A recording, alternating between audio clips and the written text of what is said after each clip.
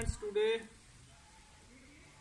we are going to start another workshop on life skill development, and this workshop is on module creative thinking. Last time we did on critical thinking. Critical thinking और creative thinking आपस में link हैं। अगर हमारी critical thinking बेहतर हो, हमने देखा था हमारी क्रिएटिव थिंकिंग भी बढ़ती है। और हमने ये भी देखा था कि किताबें पढ़ने से, क्वेश्चंस चाहे मैथ के हों, रीजनिंग के हों या पहेलियां वगैरह सॉल्व करने से या गेम्स में पार्टिसिपेट करने से हमारी क्रिटिकल थिंकिंग बढ़ती है।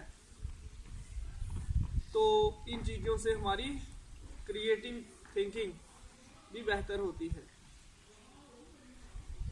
जो पिछली वर्कशॉप थी उसमें असेसमेंट में आपकी परफॉर्मेंस में थोड़ी कमी देखी गई थी।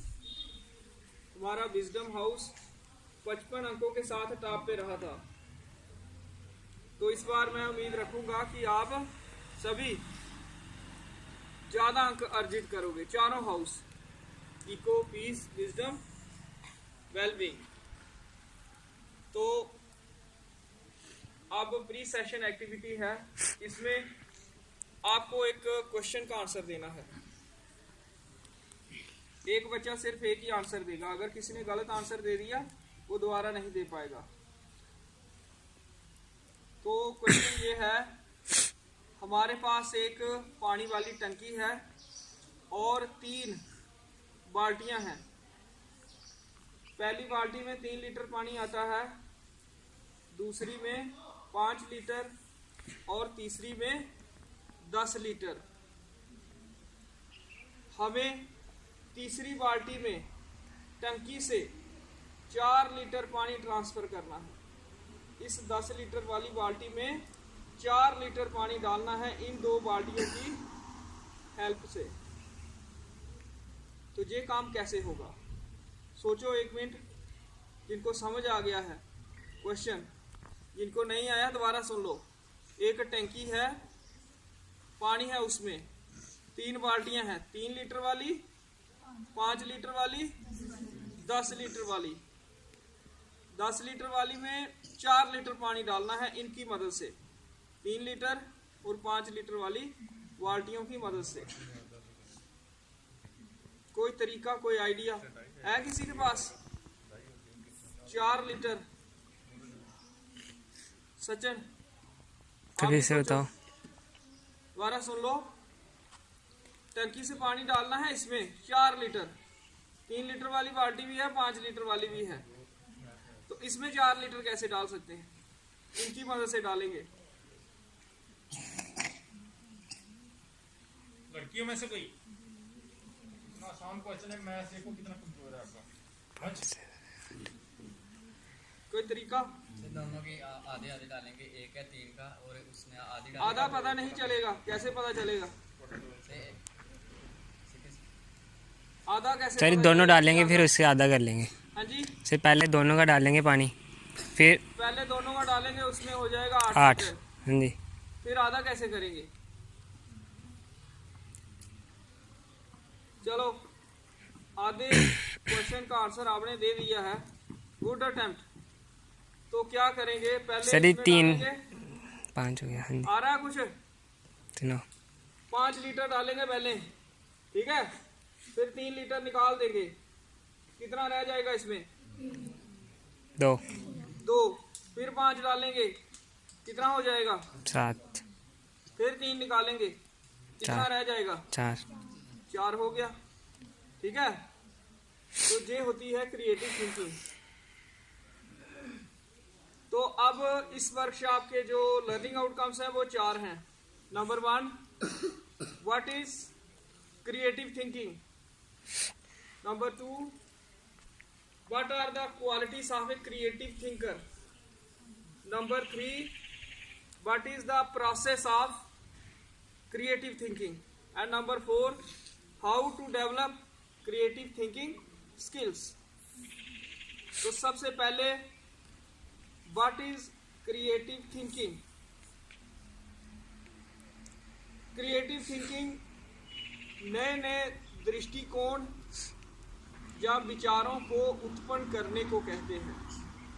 जो विचार ऑलरेडी मौजूद हैं उनको जोड़कर या उनको बदलकर नए विचारों को सृजन करने को क्रिएटिव थिंकिंग कहा जाता है। और अगर आप एक क्रिएटिव थिंकिंग आपके पास हो तो आपको ये मालूम रहता है कि किसी भी क्षेत्र में बेहतरी की गुंजाइश हमेशा रहती है।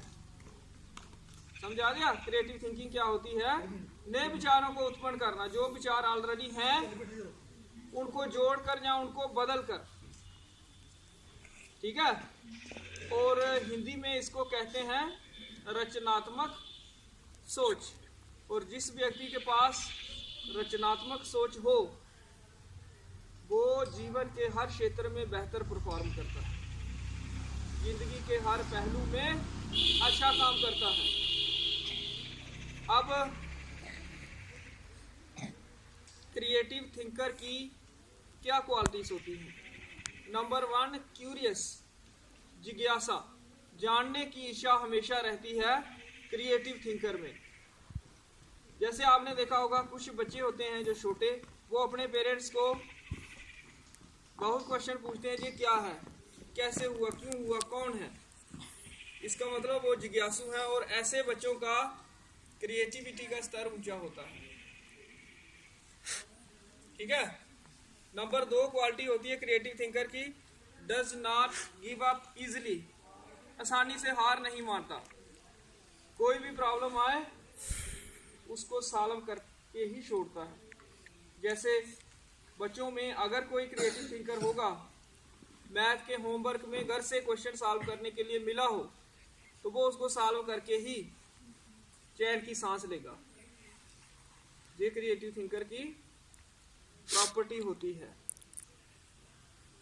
तीसरी प्रॉपर्टी, इमेजिनेटिव होता है क्रिएटिव थिंकर, मतलब कल्पनाशील। जैसे हमारे लेखक होते हैं, कवि होते हैं, बैठे बैठे पूरी कहानी सोच लेते हैं, पूरी कविता लिख लेते हैं। इसी तरह से जो पेंटर होते हैं वो भी कल्पनाशील होते हैं, वो भी क्रिएटिव थिंकर होते हैं। Number 4, creative thinker looks for more right answer than just one. जो क्रिएटिव थिंकर होता है किसी भी क्वेश्चन का एक से ज्यादा सही आंसर वो ढूंढता है। अगर फैक्चुअल क्वेश्चन होगा उसका तो एक ही होगा, ओपन एंडेड क्वेश्चन होंगे वो तो उसके एक से ज्यादा। जैसे फॉर एग्जांपल अगर मैं आपको पूछूं कोई 2 नंबर्स या संख्याएं बोलो जिनका प्रोडक्ट या गुना 20 हो, बोलो। 5 कोई into 2 4, number 5 into 4, 10 into 2,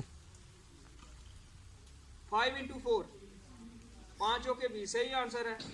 10 into 2 दूसरा सही आंसर ढूंढा, ठीक है ना। अगर कोई क्रिएटिव थिंकर नहीं होता उसको सिर्फ ये बोला था कि कोई 2 संख्याएं बोलो, वो कोई 2 एक आंसर दे देता।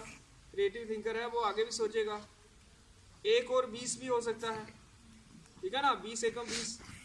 तो क्रिएटिव थिंकर एक से ज्यादा राइट आंसर ढूंढता है, देखता है। और नंबर 5 प्रॉपर्टी होती है उसकी ऑप्टिमिस्टिक, ठीक है, आशावादी। वो ये सोचता है कि जो होगा अच्छा होगा, जो हुआ वो भी अच्छा हुआ, ऐसी सोच होती है। और ये सोच भी क्रिएटिव थिंकर में पाई जाती है। तो पहला पार्ट इसका हो गया क्रिएटिव थिंकिंग मॉड्यूल का। दूसरा हाफ हम फिर कभी कर लेंगे, ठीक है। धन्यवाद।